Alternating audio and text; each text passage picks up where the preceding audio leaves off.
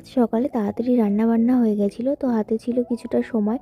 তো বরেরও টাইম ছিল, তা ভাবলাম দুজনে মিলে চলে যাই রানাঘাটে, কারণ সামনে একটা বার্থডে নেমন্তন্ন আছে। তো সেখানের জন্য তো কিছু কিনতে হবে। তো সেখানে দেওয়ার জন্য কিনে নিলাম। একটা ছেলের বার্থডে ছিল, তো সেই জন্য ওর জন্য গিফট কিনলাম বাজার কলকাতা থেকে। আর তারপর বাজার কলকাতায় গেছি, ছেলের জন্য কিছু কিনবো না তা বললে তো হয় না, তো ছেলের জন্য কিনলাম। কিনে চলে গেছিলাম মিয়ামোড়ে গিয়ে আমরা দুজনে মিলে খাবার খেলাম। আর মায়ের জন্য নিয়ে নিয়েছিলাম খাবার, চিকেন প্যাটিস, সেটা প্যাক করে নিয়ে আসলাম। আর তারপর কিন্তু চলে গেছিলাম আবার স্মার্ট বাজারে। আমরা রানাঘাটে আসলে কিন্তু স্মার্ট বাজার থেকে আমাদের সংসারের জিনিসগুলো কিনে নিয়ে যাই। আর দেখো আমাদের কেনাকাটাও কমপ্লিট হয়ে গেছে, আর একটু বাড়িতে এসেই সব দেখে নিচ্ছিলাম সব জিনিসপত্রগুলো ঠিকঠাক আছে নাকি। তো অনেকদিন ব্রেড খাওয়া হয় না, তো ব্রেড এনেছিলাম, কাবলি চানা, চিড়ে, আর এনেছিলাম আমল দুধ। এই ছিল আজকের